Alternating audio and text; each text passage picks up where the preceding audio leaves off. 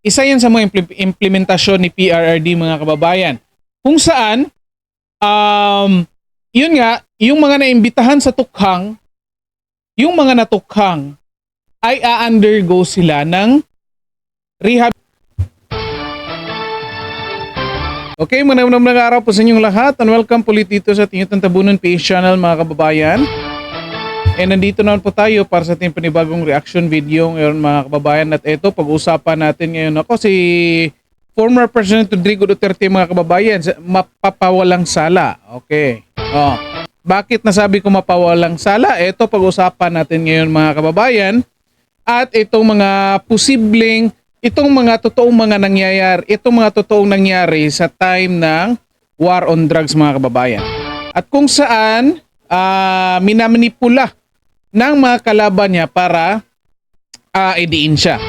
At okay, ito, may ipipresenta tayo, papakita tayong mga argumento, may ipipresenta tayong ebidensya dito na kung saan pwedeng gamitin sa kampo ni PRRD mga kababayan para lalabas yung totoo at magkakaroon ng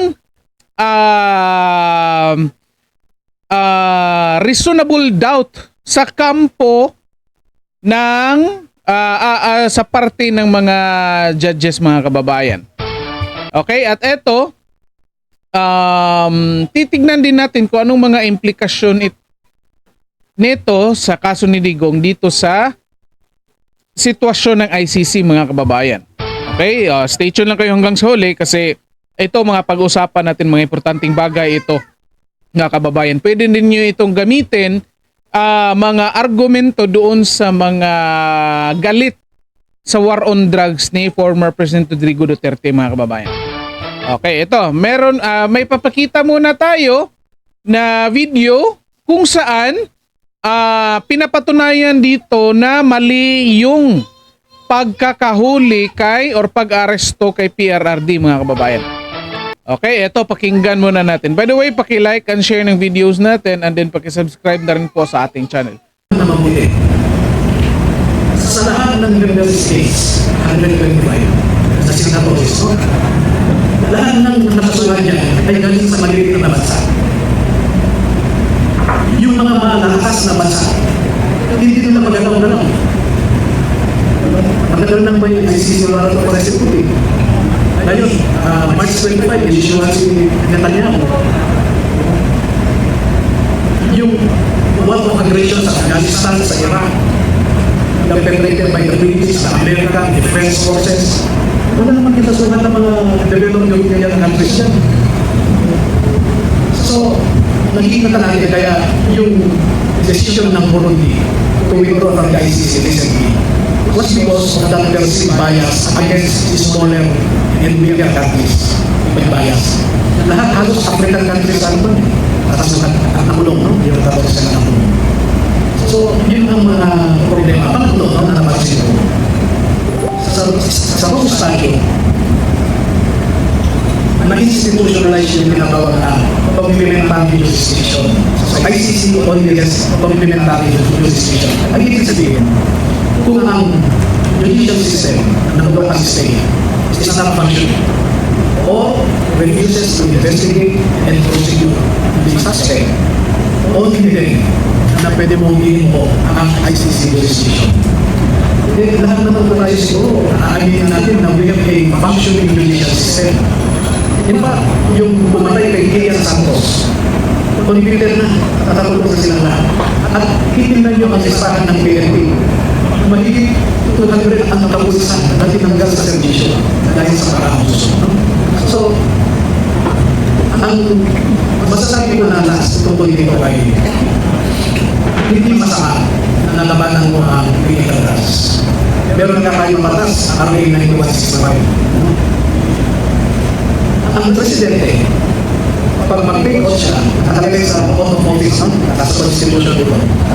Pag nanong ang presidente ang sinasabi, I do solemnly swear that I shall faithfully and conscientiously fulfill my duties as President of the Philippines, preserve and protect its constitution, execute its laws, do justice to every man, and consecrate myself to the service of the nation for every man. makikita nyo, execute the laws and do justice for everyone. Now, ibalik ko ng konti. Sige, kung nag-execute ng batas, kung meron ng mali sa pag-execute, prosecute. Yung mga kapulisan, prosecute. Do justice for everyone. Alam nyo, medyo preview ako sa ibang informasyon. Nung nag-decide sa City Hall, nag-ibig sila natin. Sige, stop lang muna tayo dyan mga kababayan kasi patungkol na dyan, I think yan sa paglibing kay Marcos Jr. mga kababayan. Summarize lang natin, sinasabi lang niya dyan na kung saan PRRD is really following the rules of law mga kababayan. Kahit anong mga desisyon niya, pinapakita niya dyan ay na sinusunod talaga na PRD yung batas. Kaya nga ito, example niya, Marcos Sr., 4 na presidenteng dumaan, hindi pa rin mailibing. Mailibing-libing sa libingan ng mga bayani. And yet, here comes PRRD mga kababayan. Walang clamor ng mga tao na dapat ilibing si Marcos Sr. sa libingan ng mga bayani. Yet, initiative ni PRRD na ipalibing si Marcos Sr. kasi nga nasa batas yan. Okay? So, yan yung sinasabi niya na talaga, anong galaw ni PRRD nasa batas? Okay? Or in line with the law, mga kababayan. At ito pag-usapan natin. Again, stay tuned lang kayo. Bilisan ko lang ito. Discuss lang natin mga information, mga kababayan, para yung details or yung mga posibleng argument. Alisin ko lang muna to. Okay? Kung saan nasabi natin na most likely mapapaulang sala si PRRD nito, mga kababayan. Okay, ito number 1. Ha? Bakit nasabi ko mapapaulang sala sa PRRD? Kasi number 1, policy ni PRRD mga kababayan to protect the citizens and give justice to all. So policy niya yan. Policy meaning, bilang presidente mga kababayan, trabaho niya protektahan lahat ng taong bayan at the same time to give justice to all. Okay? Of course, sasabihin ng mga galit kay PRD, justice, protect, di ba? Protect. Paano naging protect, ipinapatay pati bata mga kababayan? Nako. Ganyang mga argumento mga kababayan, wala na yan. Invalid na yan. Bakit? Kasi, walang proof na pinatay kahit bata. May namatay na bata, posible aksidente, nadamay, or natamaan ng ligaw na bala. Kaya nga aksidente. Okay? Hindi yan sinadya mga kababayan. Kung may magsabi sa inyo dyan na bakit pinatay pati bata, tanungin nyo pangalan para ma-check ninyo kung naimbestigahan ba ng pulis.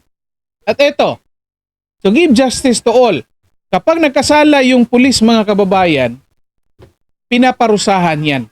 Ang dami ng nakakulong na pulis ngayon kasi mga gumawa ng katarantaduhan sa time ni PRRD.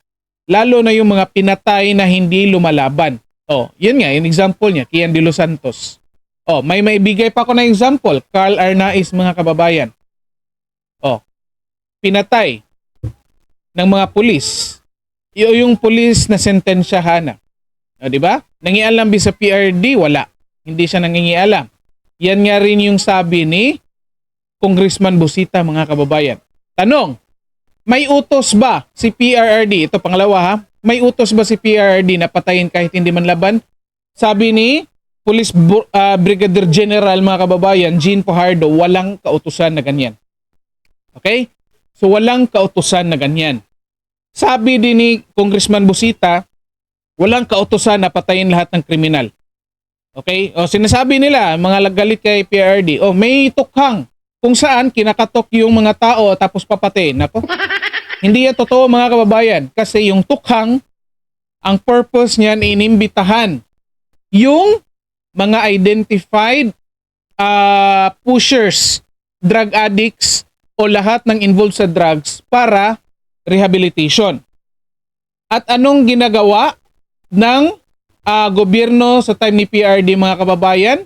Nag-introduce sila ng tinatawag natin na BADAC or ADAC, Anti-Drug Agency Council. Then kapag inilapit mo yan inilagay mo yan sa municipality, magiging MADAC yan kasi municipality.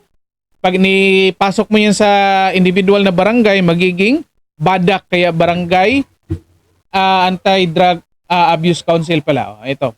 Oh, yan. Yan ha. Oh. December 5, 2016 yan. Oh, nako, natabunan lang. Barangay Anti-Drug Abuse Council, BADAC. Isa yan sa mga implementasyon ni PRRD, mga kababayan. Kung saan,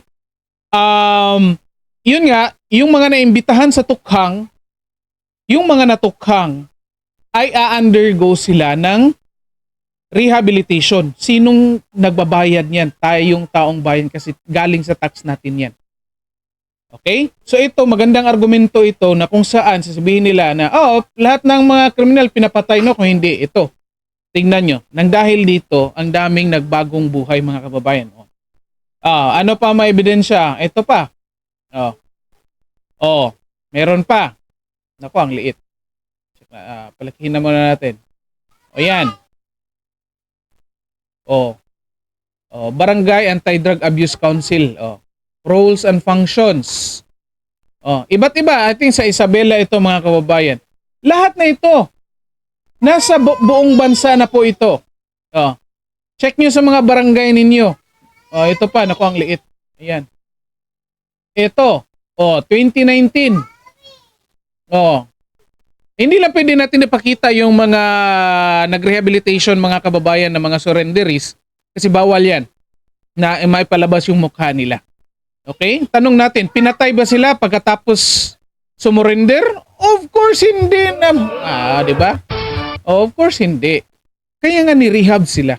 And until now, present pa rin po ito, mga kababayan. Ito lang talagang DILG Secretary, mga kababayan, na kung saan, alam naman niya ito, hindi talaga niya pernisinta kasi magmumukhang tanga sila kung ipipresenta niya ito. Okay? Ano pa? Mayroon pa tayong mga ebidensya dito, mga kababayan. Ayan, ito. Ako, ang laki kanina, ang sobrang liit. Ngayon, ang sobrang laki naman. Okay, wait ha.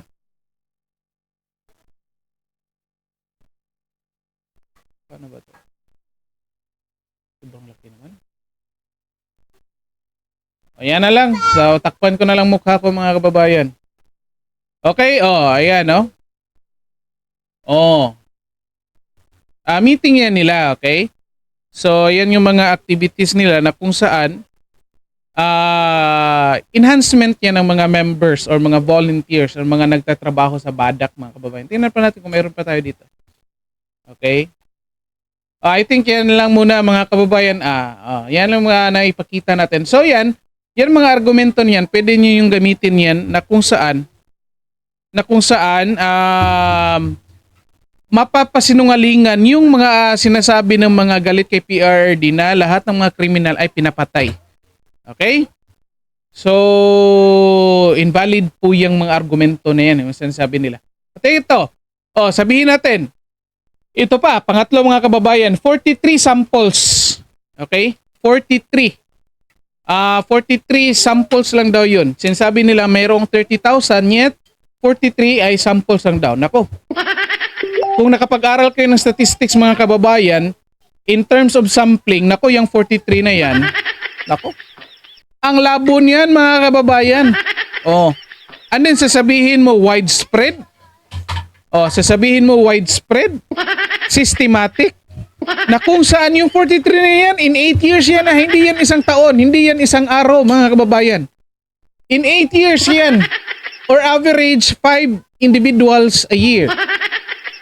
Questionably pa yan kasi baka sa 43 na yan, mayroon ng mga nakasuhan at na-convict na mga pulis, mga kababayan. Okay? Kasi questionably pa yan. Wala naman, hindi lang natin alam kung anong mga ebidensyang prinisinta. Okay? So, ako, ang labo niyan. Ito. Lastly, mga kababayan. Evidences galing sa PNP. Ang dami ng mga pulis na kasuhan, mga kababayan. Okay? Ang dami ng pulis na mga nakasuhan.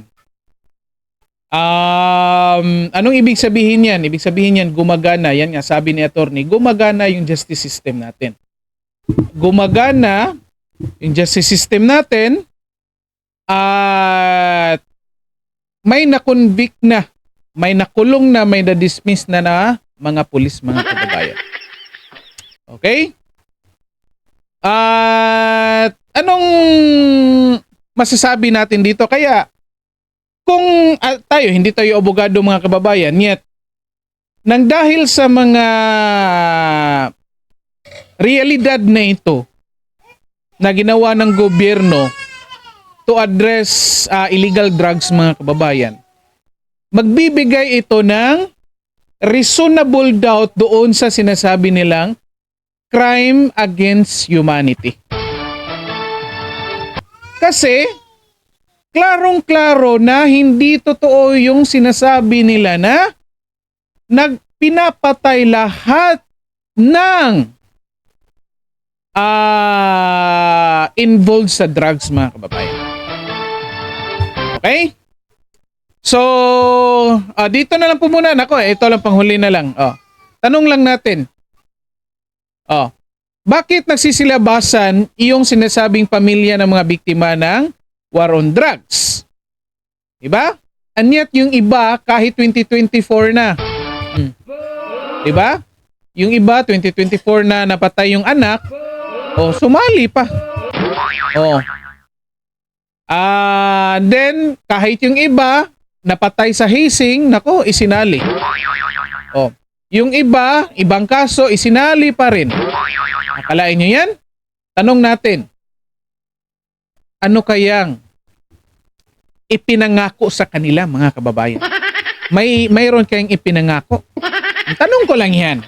Okay, tanong ko lang yan. Mag-comment lang kayo dyan kung anong sa tingin nyo. Okay, so medyo mahaba na yung video natin. Puputulin lang natin. Gagawa tayo ng isa pang video mga kababayan na kung saan discuss natin yung sinasabi ni attorney na 3 puntos na ang ICC ay corrupt, politicized, at ano pa yung isa? Kalimutan ko yun tuloy. Well, anyway, corrupt, politicized, at weak. Weak. Yan, pag-usapan natin yan sa susunod na video para hindi masyadong mahaba ito. Okay? So dito na lang po muna tayo. Paki-like and share ng video natin mga kababayan para makita din ng iba. And then, paki-subscribe na rin po sa ating channel. Okay, maraming salamat sa lahat at magandang araw sa inyo.